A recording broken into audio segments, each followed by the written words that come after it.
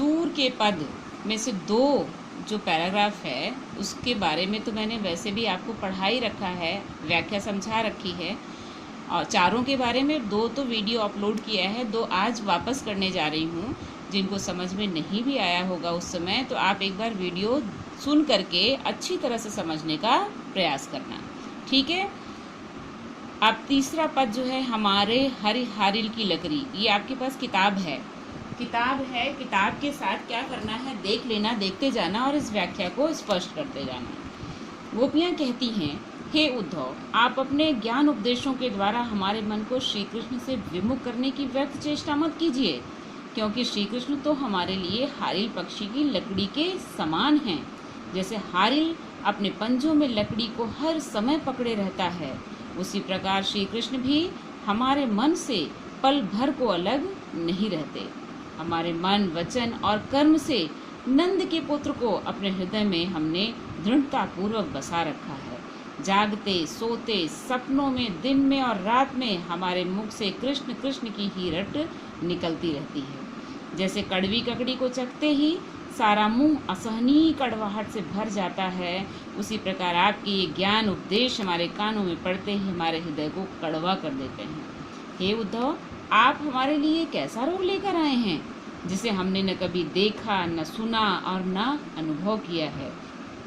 अपनी इस ज्ञान और योग की सौगात को आप उनको जाकर सौंपिए जिनके मन चलायमान रहते हैं, जिनके मन चक्री के समान है। अब चौथा है, देखो आप अपनी किताब में अच्छे से देखना, हरि है राजनीति पढ़ आए, ये वाला, समुझी बात कहत मधुकर के समाचार सब पाए, ठीक है। इसके बारे में भी एक बार सुन लेना अच्छे से, ऑलरेडी वैसे समझ आ गया है तुम बच्चों को, पर फिर भी कहीं भूलो नहीं, इसलिए मैं फिर से बता दे रही हूँ। अब इसमें क्या बताती हैं गोपियाँ, कहती हैं, हे उद्धव, हमें लगता है कि श्री कृष्ण अब राजनीति पढ़ आए हैं। उनके व्यवहार में राजनीतिज्ञों जैसा छल कपट झलक रहा है। तुम्हारी बातें सुनकर हम सब सच्चाई जान गई हैं। श्री कृष्ण का सारा समाचार, उनकी वास्तविकता हमें पता चल गई है। एक तो श्री कृष्ण पहले ही बहुत चतुर थे, अब तो गुरु से उन्होंने राजनीति शास्त्र भी पढ़ लिया है। वो कितने बुद्धिमान हो गए हैं, ये तो इसी से सिद्ध हो रहा है कि हम प्रेम की उपासिकाओं के लिए उन्होंने योग का संदेश भिजवाया है। आपकी ये कपट भरी योग की बातें हमें श्री कृष्ण से विमुख नहीं कर पाएंगी। उद्धव जी, पुराने समय के भले आदमी तो दूसरों की भलाई के लिए भागते फिरते थे, और आप हमारा अहित करने को मथुरा से यहाँ दौड़े आए।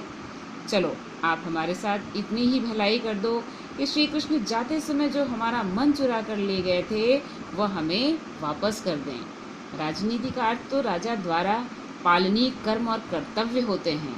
ये श्री कृष्ण कैसे राजा हैं जिन्होंने सदा दूसरों की अनीति और अन्याय से रक्षा की, वही अब हमारे साथ अन्याय करने पर उतारू हैं। एक आदर्श राजा का धर्म तो यही होता है कि उसकी प्रजा सताई ना जाए, परंतु श्री कृष्ण ने धर्म विमुख होकर आपको हमें सताने को भेज दिया है। जाइए और अपने मित्र को समझाइए, हे उद्धव, आप यहाँ से जाएं और श्री कृष्ण को समझाएं कि वह अनीति को त्याग कर हमें इस विरह व्यथा से मुक्त करें। ओके।